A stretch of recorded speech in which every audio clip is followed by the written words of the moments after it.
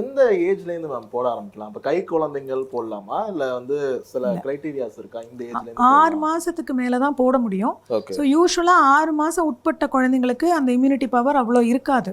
So அந்த மாதிரி பட்சத்தில் நம்ம என்ன அட்வைஸ் பண்ணுறோன்னா, ப்ரெக்னென்ட் விமன் அம்மா வந்து வேக்சினை வந்து ப்ரெக்னன்சி டைம் அந்த லேட் பார்ட் ஆஃப் ப்ரெக்னன்சியில் எடுத்துட்டாங்கன்னா அவங்களுக்கும் அது ப்ரொடெக்ஷன். ஏன்னா ப்ரெக்னென்ட் விமனுமே ஒரு ரிஸ்க் ஃபேக்டர். அவங்களுக்கும் ஃப்ளூ வந்ததுன்னா தீவிரமாக வரலாம். ஸோ அவங்களையும் ப்ரொடெக்ட் பண்ணோம்.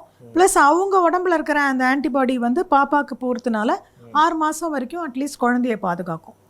ஸோ அந்த ஏஜில் கொடுக்க முடியாது, லெஸ் தேன் 6 months கொடுக்க முடியாது. ஆனால் அம்மாவுக்கு கொடுக்கலாம், ப்ரெக்னென்ட் அம்மாவுக்கு கொடுத்துடலாம்.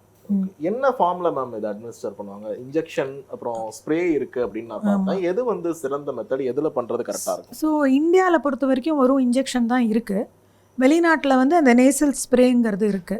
அந்த நேசல் ஸ்ப்ரேங்கிறது வந்து லைவ் வேக்சின் எப்பயுமே நம்ம சொல்லும்போது அதை வந்து கொஞ்சம் ஸ்டீராய்டில் இருக்கிறவங்க இல்லை இம்யூனிட்டி குறைஞ்சவங்க அதை எடுக்க முடியாது. அது எடுத்ததுன்னா வியாதியாகவே வந்துடும். ஸோ அது கொஞ்சம் அதுக்கு பார்த்து கொடுக்க வேண்டியிருக்கு. வேறஸ் நம்ம இந்த இன்ஜெக்ஷனாக போடுறது வந்து கில்டு வேக்சின்னா அதில் இந்த வைரஸ் செத்து போய் தான் இருக்குது. ஸோ வெறும் உங்களை இம்யூனிட்டி மாத்திரம் தான் அது பில்ட் பண்ணும். அதனால சைடு எஃபெக்ட்ஸ் பெருசாக வராது.